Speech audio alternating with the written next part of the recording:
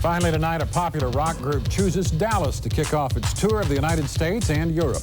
The band Genesis tonight converted Texas Stadium into a high-tech soundstage.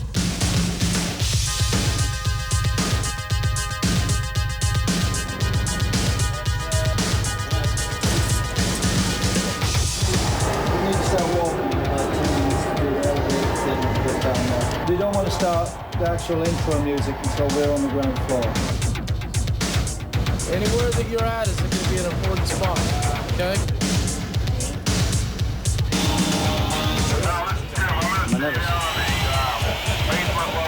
I'm more worried about the introductions, but I'm also, will the voice hold out?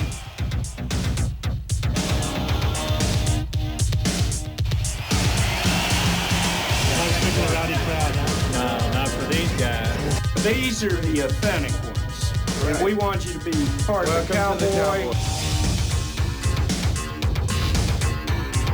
Okay. No turning back now.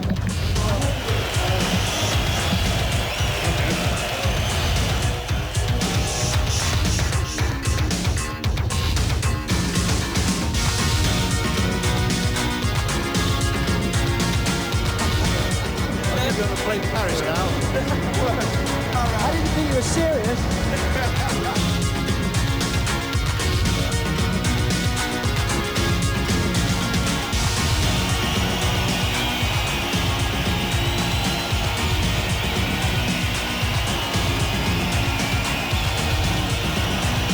Good evening, Dallas.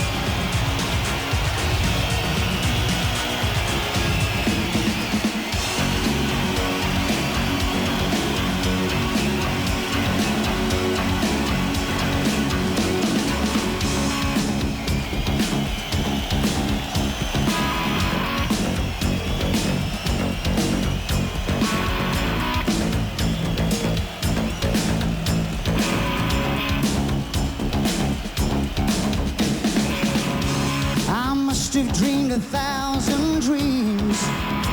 I've been haunted by a million screams, but I can hear them marching feet and they're moving into the street. Now, did you read the news today? Well, they say the danger's gone away, but I can see the fire still alight. They're burning into the night. Well, there's too many men, there's too many people making too many problems, but there's not much love to go around. Can't you see this is the land of confusion? Now this is the world we live in. These are the hands we give. Use them and let's start striving to make this a place worth living in.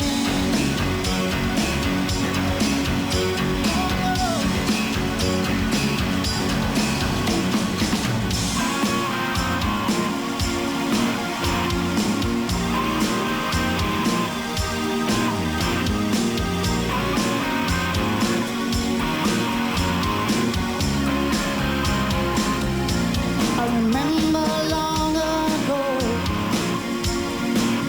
is when the sun was shining,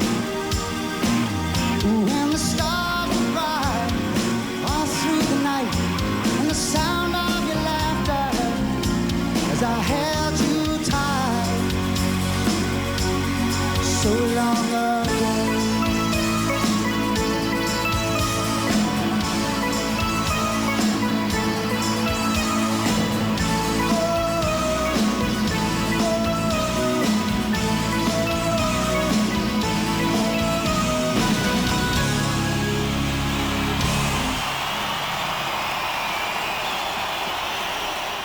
No, we're sort of a bit like this, you know.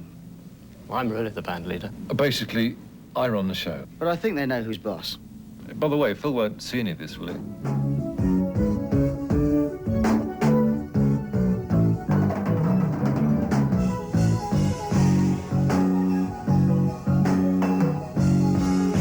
I think it was easier, the rehearsals this time, because we started up in Chiddingfold, which is a little village where our studio is.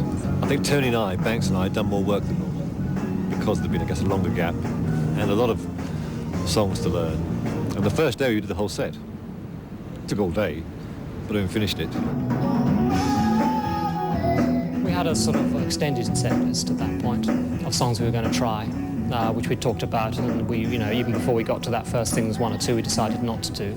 And we decided, you know, but then we came into the studio, we still probably had about 4 hours of material that we were actually started rehearsing. By the time you've got the obvious songs that you definitely are going to play because A, you want to play them and be their audience favourites, and C, they're new, you've only got a few areas where you can say, OK, we've got 20 minutes here, or half an hour. What can we play? Well, we can play this, this, and this. We've got to do an old medley, you know. So I think what we wanted to do was to definitely try some new old stuff.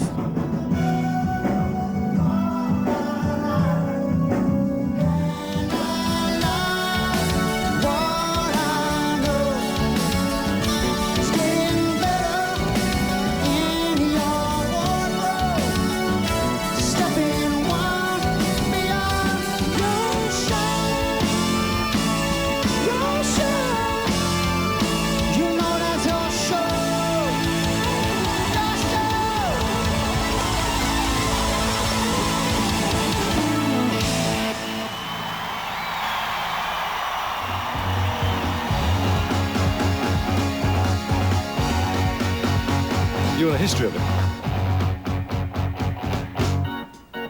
Watch your rubber skies, watch your ball. This is a world alone, no world's own. Big shot, I know.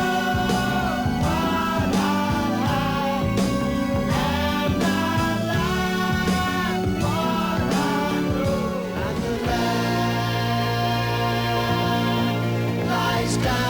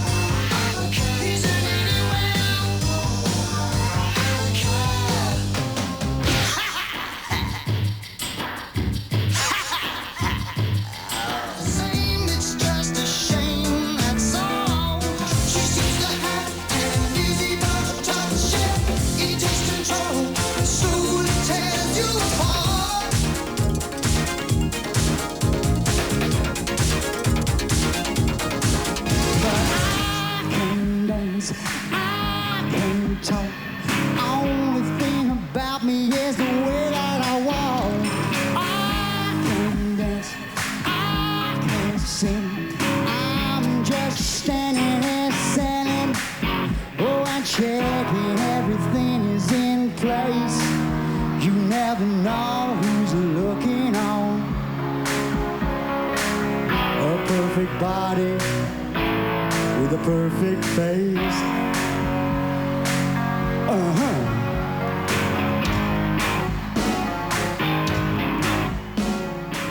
You see, the thing about Genesis is that we're like a team, like a happy family. Oh, I do all the writing. I do all the writing. Yes, the good stuff. I write all the good stuff.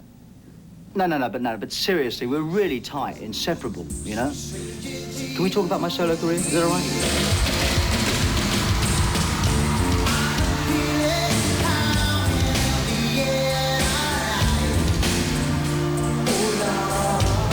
I don't understand why maybe I sell more records than Genesis. Maybe its accessibility is at a lower level. You know, you can actually get it, you know, more people can get into it quicker.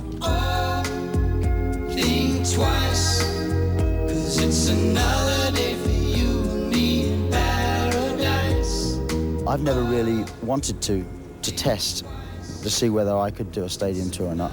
And the Genesis music translates to a larger crowd because of the size of the music and it's more visual. But I just generally feel, especially in America where the audience level is like a lot louder and my stuff is a lot quieter, I don't think it would work. I can't imagine going up in Texas Stadium or Dodger Stadium and doing separate lives, you know, it just wouldn't work.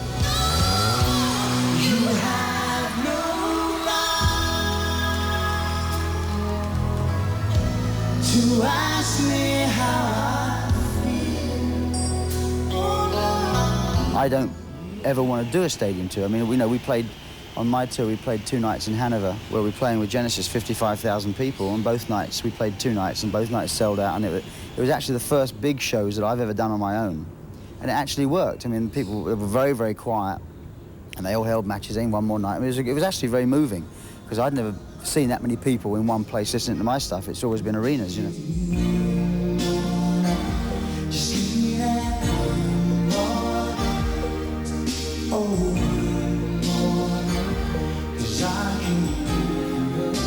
With my band, you get me standing out front or sitting at a piano, and it's the simple side of it that appeals to me more.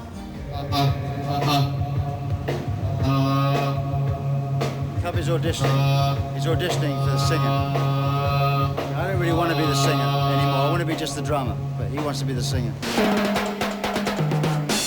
Well, I'm still surprised that people don't know I play the drums. Yeah? They say, hey, you're not a bad drummer. This is what I started off by doing, yeah. So they really think I'm just a singer. Well, I'm sure Phil would like to play more drums, although he plays quite a lot on this tour. And there's the drum duet, which grows daily in length.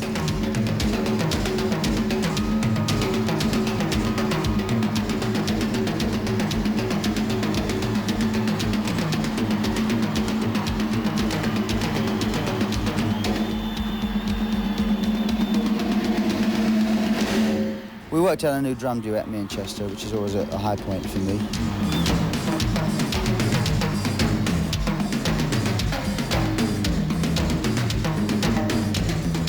We sit in a hotel room and we play on a chair. We take 3 chairs. He sits on one, I sit on the other, and we play on the middle one. And we record it. This is what we're doing now. We played for 20 minutes, recorded it, and picked the best bits out of it. And then we put it together, and now we're starting to play it.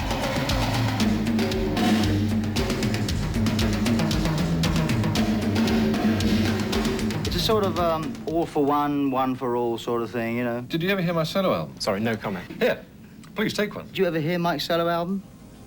Last chance.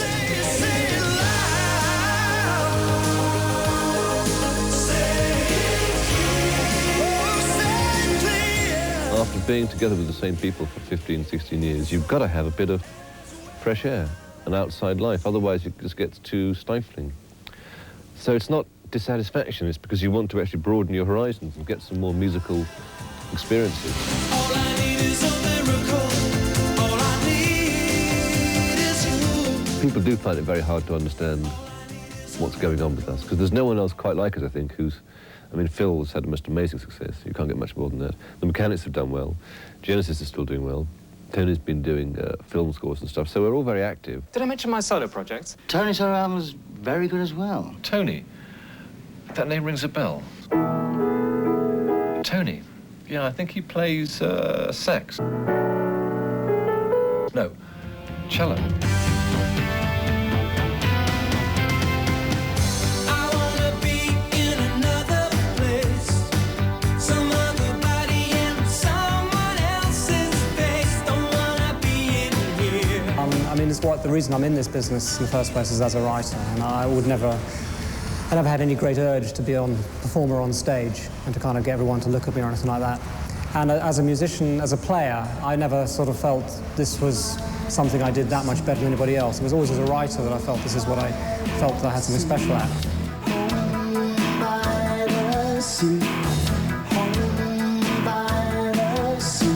Creeping up the blind side, shining up the wall, stealing through the dark of night, climbing through a window, stepping to the floor, checking to the left and the right, picking up the pieces, putting them away. Something doesn't feel quite right. I think Home by the Sea has always been one of my favourite songs. I mean, Domino and Home by the Sea are the ones key songs in the set for me in many ways. Welcome to the home of the sea. The most difficult song, I think, for this show is the same as the last show, which is Domino. Just even the first half of the song, I'm probably doing about eight or nine different sounds. And in the second half as well, you've really got to keep your head because it's, you know, things are just happening all the time, and I've got to keep this thing vamping in the bass all the time while I'm doing all sorts of other things with my right hand. And it's those technically, it's not like there's speed problems or anything like that. It is just quite difficult to make certain you keep your head and you do all the things in the right order, you know. If you do one tone change in the wrong order, then everything comes up wrong.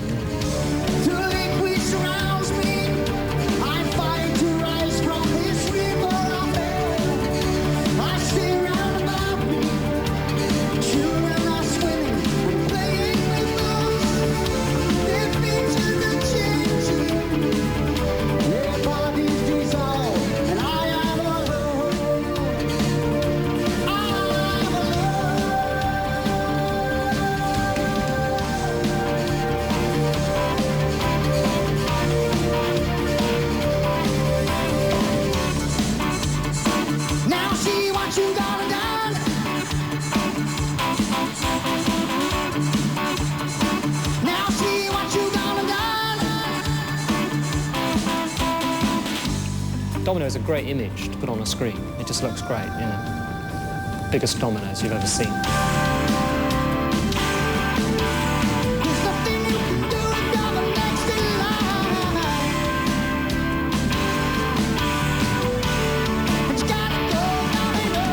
Out of the three of us, if you were to take any one of the three of us away and it could still be Genesis, it would be me. You know, if you take me out of the situation, you had Tony and Mike, Genesis really wouldn't change that much. If you had to take one of the three of us away, I'm sure a lot of people would say, well, you can get rid of Tony because he doesn't do anything. You know, but in fact, him and Mike are far more the backbone of the writing of the band. And I guess I'm the one that stands out front and communicates with an audience.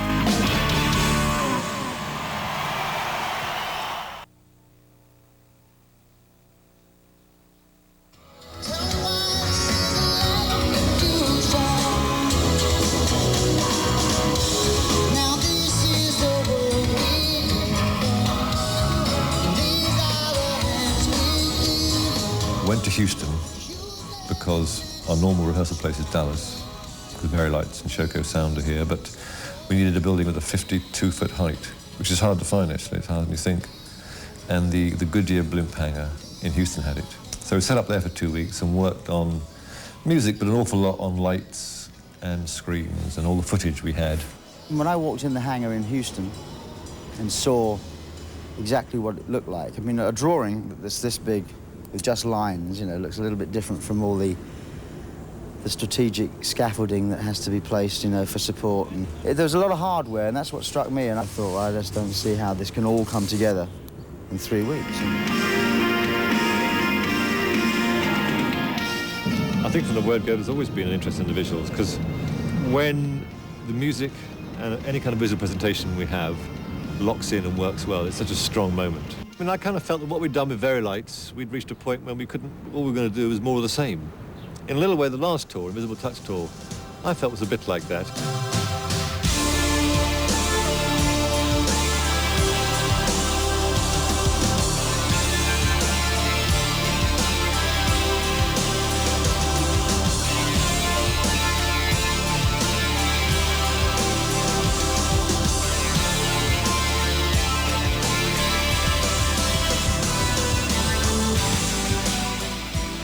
Whereas to me, this tour is definitely not a continuation of that. And this time round, we've kind of, using Very Light still, we've added a new element with these Jumbotron screens, which are screens that work in daylight as well as darkness. We decided right from the word go that we weren't going to use it just as a video assist, because I think that's been seen a lot of times. It's exciting and it's good to do, but we wanted to try and integrate it more with the band.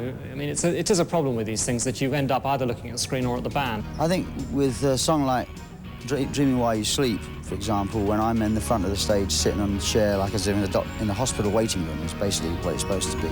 I think that kind of works because the screens are like what's going on in my mind. Dreaming while you sleep.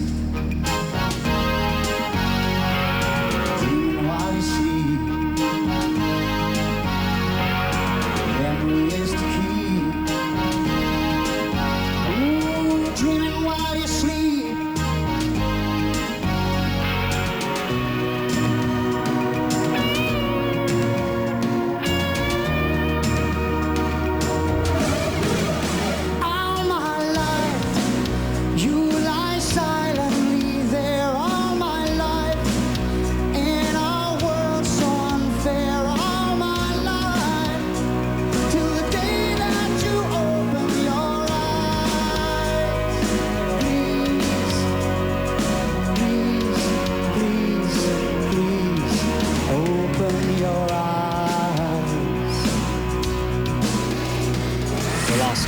weeks, Mike and I in particular have been concentrating very heavily on the visual side of it.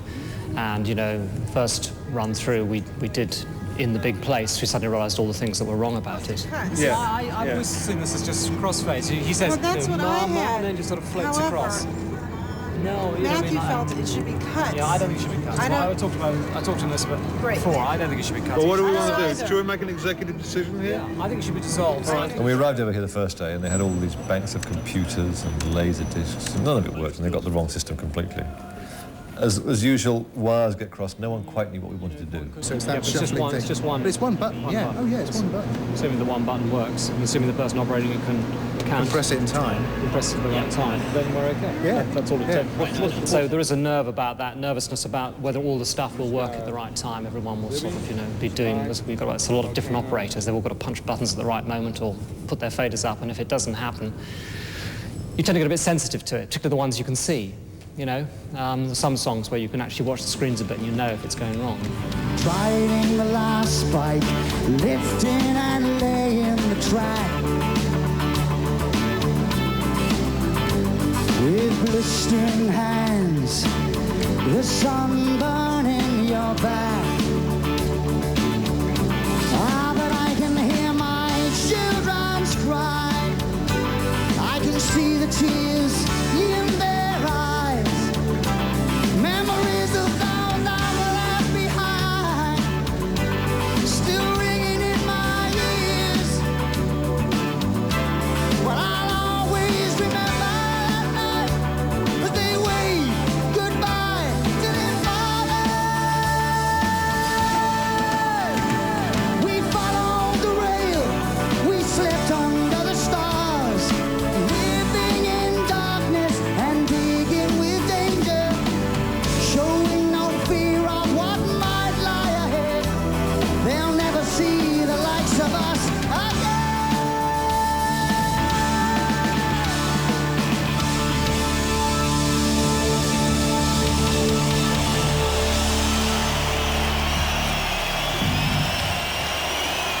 Thank you very much. Genesis on record, I think some of you, if not most of you, will know that Genesis on record nowadays is just the three of us, me, Mike and Tony, but since 1977 and 78, we've had two great friends and great musicians playing with us on stage. They're truly part of Genesis Live. So would you welcome, please, on the guitar from Milwaukee, Wisconsin, Mr. Daryl Sturmer, ladies and gentlemen.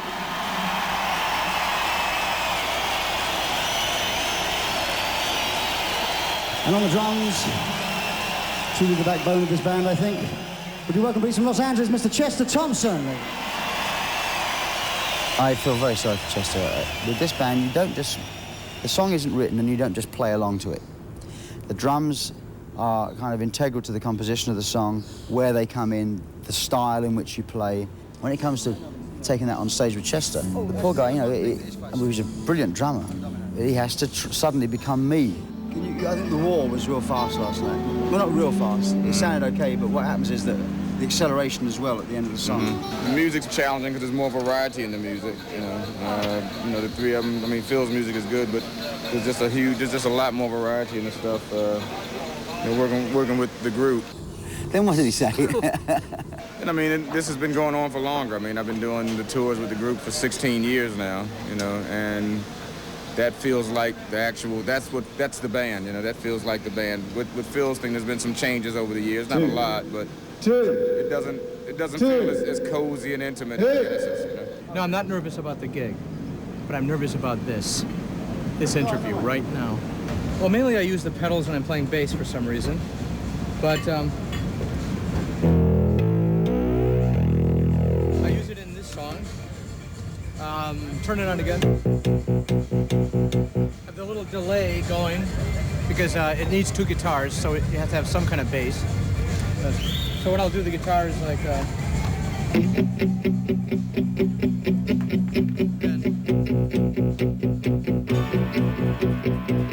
Hey, I could play in lounges.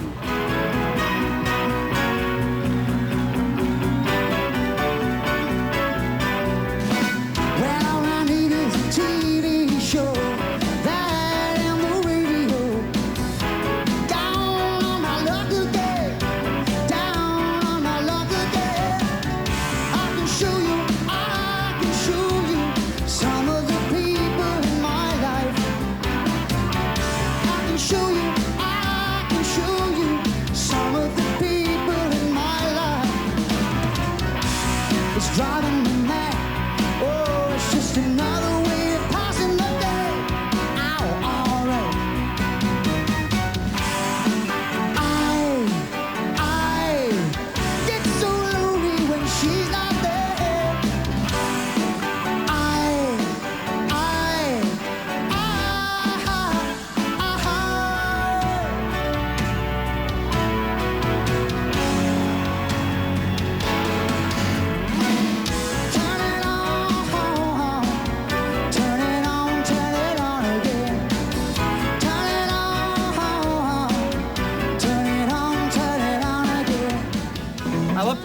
It's just I play guitar on mostly the older Genesis stuff. The stuff that Steve Hackett would play guitar.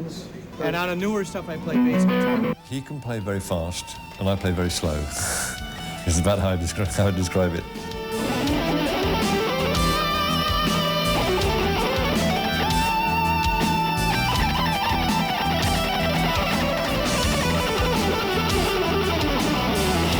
I mean, he's technically unbelievably capable, and I'm not. I've got something else, I suppose. Well, I hope I have. Otherwise, I'm in big trouble.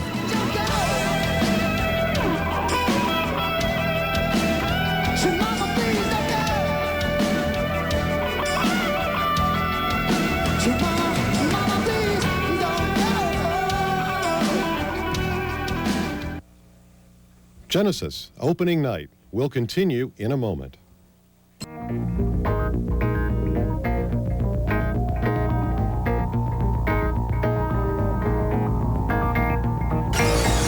I can direct videos, man.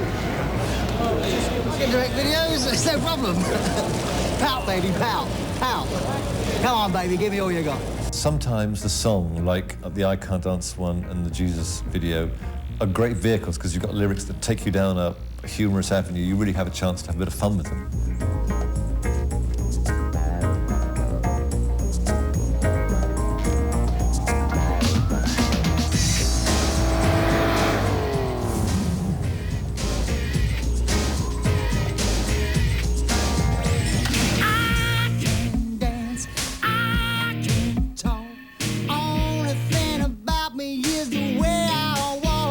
I think people like the funny ones best of all, which is the ones I like the best. I don't know, if you can capture the right mood on a more serious one, it works. I thought No Son of Mine, we captured the mood nicely, that was great.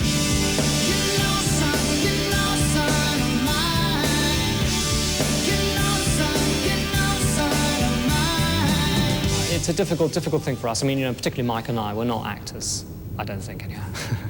No, we aren't, definitely. Whereas Phil, we are lucky in having Phil, who is good in front of a camera, so we can be just good enough, I think, to back him up. They always say, well, we're better off when we pretend to be somebody else. I actually think that a video like Invisible Touch, when they were basically, we were all just ourselves for the day, and it was filmed and put, you know, spliced together the fun bits of the day, and, you know. But I think that works too.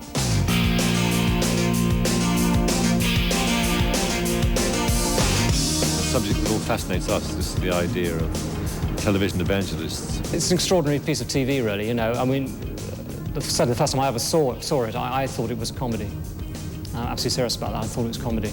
And it wasn't until I watched the thing for about 5–10 minutes I suddenly realised this wasn't a sketch. This had been going on for too long. So the song was written and the lyrics were done, and it seemed a natural video to have a bit of fun with. It was a great storyline. I mean, all we're doing, really, is just saying that these guys that come on your television screens every Sunday, probably 55 to 60% of them aren't the genuine article. And they've found this way of actually getting money, siphoning some of it off without people asking too many questions. It was on a divine visitation that the Lord told me that I was to go on the television. I was lying on the bed and the bed began to go around, and I had the sensation like I was on a merry-go-round. And then the furniture joined in, and then I was in the stars. There were stars everywhere, above me, below me, to the left of me, to the right of me. Millions and millions of stars, and the Lord said, the stars are the souls that you will win for me. The Lord actually talks to me, you know. I hear what's being said, and he said to me, get me $18 million by the weekend. And the angel of the Lord stands by my side and speaks into my ear. It's a beautiful thing, and I hear what's being said. It's a marvelous, marvelous experience. I never thought such a thing could happen. In the name of Jesus.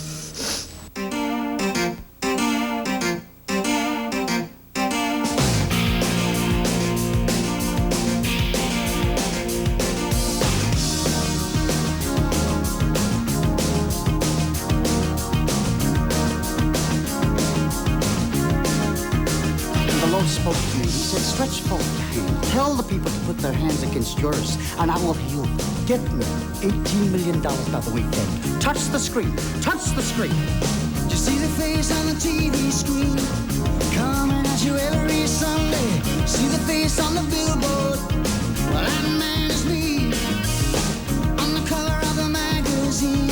There's no question why I'm smiling. You buy a piece of paradise. You buy a piece of me. I'll get you everything you wanted. I'll get you everything you need. You don't need to believe in hereafter. Just believe in me. 'Cause Jesus, he knows me and he knows I'm right. I've been talking to Jesus all my life. Oh yes, he knows me and he knows I'm right. And he's been telling me everything is alright. I believe in the family with my ever-loving wife beside me. But she don't know about my girlfriend or the man I met last night. Do you believe in God? 'Cause that is the war I'm selling. And if you wanna get to heaven, I'll see you right. You won't even have to leave your house or get out of your chair. You don't even have to touch that dial, 'cause I'm everywhere. And Jesus, he knows me and he knows I'm right. I've been talking to Jesus all my life. Oh yes, he knows me and he knows I'm right. Well, he's been telling me everything's gonna be alright. God's everywhere. He just uses me as his instrument. He speaks and his power goes through my voice. The sign of the cross. Jesus taught me that. Won't find me practicing what I'm preaching. Won't find me making no sacrifice. But I can get you a pocket full of miracles. If you promise to be good, try to be nice. God will take good care of you. But just do as I say, don't do as I do.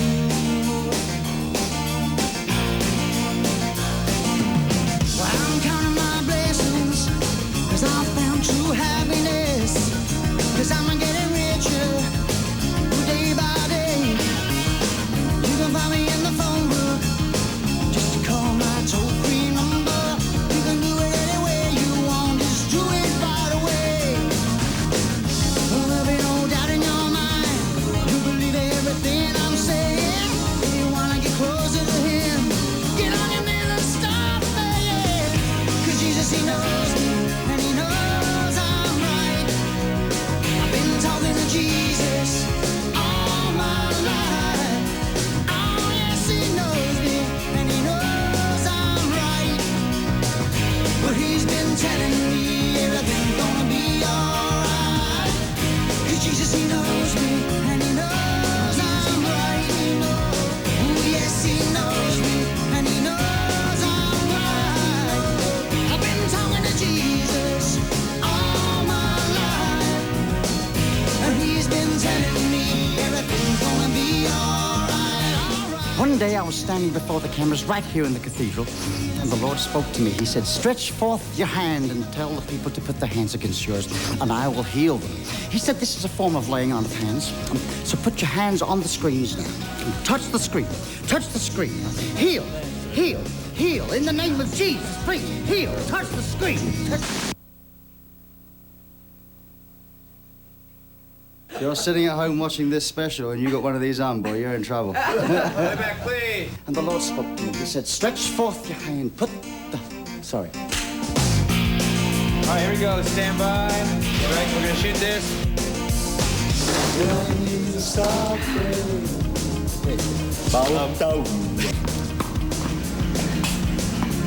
I'm out up Benny Hill. How's the back?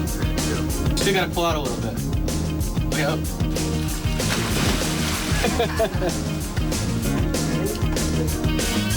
Knees out of foot. You buy a piece of paradise. You buy a piece of me. I'll get you everything you wanted. I'll get you everything you need. Take your last basket and you'll dump it on top of there, and you just keep working the crowd, okay? You're collecting money.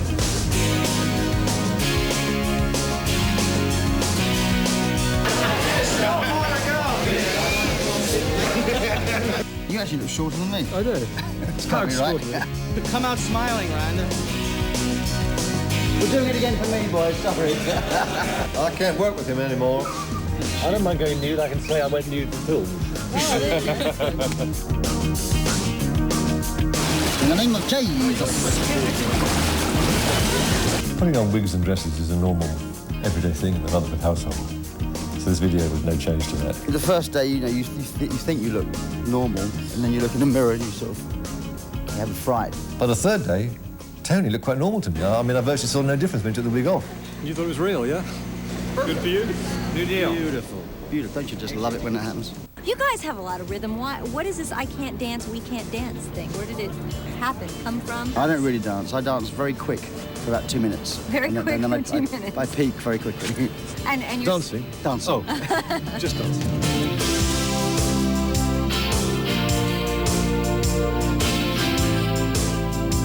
The thing that makes it difficult is the just sheer size of it, because it's an open-air show and we've got the PA much further apart. The basic structure is so big. And the video screens obviously are the forefronts of sort of the technology here a bit. You know, had to have a computer program sort of which was kind of written specially to operate them. Anything that's completely new, you know, it's like when we first used the Very Lights. There were a lot of problems with them, but it was still very effective even though they didn't work every night. This is the world we live in. These are the hands we live. This little thing here means that every gig sounds the same. You can play a club, you can play a 15,000 seater, you can play a 60,000 seater. Every night will sound the same. These guys have to put up with all the acoustics, not me. See, I'm smart. I'm going to have a good tour. This one here, this one here, this one still has more volume and more top. Till they break. The last few days has really come together. We moved to Texas Stadium, where we saw that our original lighting cues were a little bit too soft because it's a much bigger place than the hangar in Houston. And it just started to take shape the last couple of days, really. So we're going down now. We're going down for the first rehearsal for the tour. 'Cause tonight, oh, yes, I'm gonna make it right. Tonight, oh. You have 6 weeks to prepare for a tour. You'll take 6 weeks. If you've got 3 weeks, you do it in 3 weeks. The first show is always the worst because so many things that are unknowns at that point. You don't even know, you haven't got the sort of quite the confidence in the set at that point. Equipment can let you down, that sort of thing, and you don't quite know what it's going to be like when you actually do the whole show as one. Well, the key to my survival was never in much doubt. The question was how I could keep sane, trying to find a way out. Things were never easy for me. Peace of mind was hard to find, and I needed a place where I could hide, somewhere I could call mine. I didn't think much about it till it started happening all the time. Soon I was living with the fear every day of what might happen that night. I couldn't stand to hear the cry of my mother, and I remember when I swore to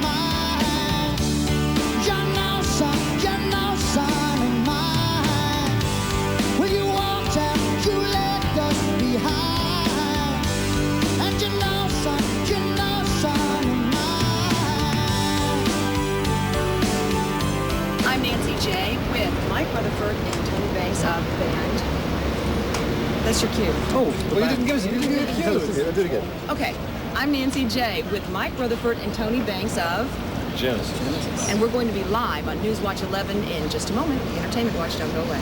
It gets harder each time out because just to play the shows and do nothing else and travel wouldn't be hard at all. It's the fact that in between you've got videos to make, interviews, and we're trying to cut down a bit on that, but there's still quite a lot of extra things to do that makes the day difficult. Good evening, North America. J.J. Jackson for the Global Satellite Network. I'm in Texas Stadium and actually in the locker room. Dallas Cowboys play, and tonight we're in with three very rather famous Englishmen. We have the members of Genesis, the core of the band, of course. Well, there is a lot of interviews to do and stuff. I mean, obviously you're trying to sort of do interviews, you know, to try and make certain as many people come to the show as possible. We've been rehearsing in a very large blimp hangout in Houston. And of course, you know, the last couple of days we've been at the Texas Stadium, so that gives us an idea of what it's going to be like and how small you can look, even smaller than I really am, in fact. But what really fascinates me is why you've got the volume and the EQ on your voice. Yeah, we're not very happy. I'm sitting here wondering that myself. And I sound like a Mr. Wimp. In fact, even all three of us sound like real Mr. Wimps, whereas JJ's here going, whoa, good evening. Hello, it's a beautiful thing, baby. We've always made a point of bringing people, I mean, you know, wives and people on the road. Even if the wives couldn't come in. Sorry, okay. You did let it open, okay. Oh, good night. I'll see you tomorrow.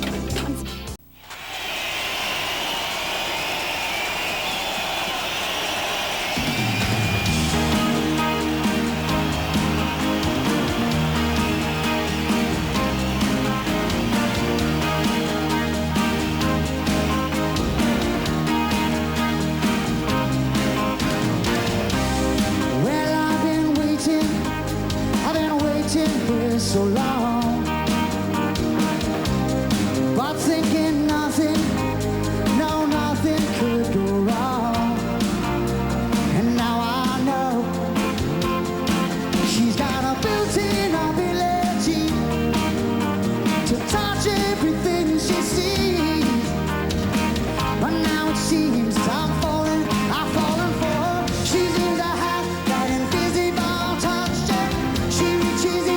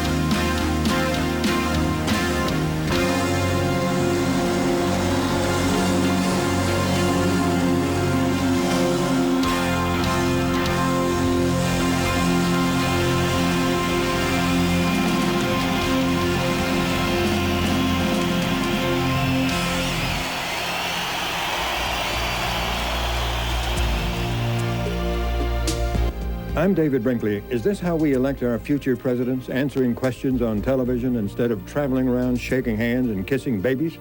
We'll explore this Sunday. The Commish will return 1 week from tonight.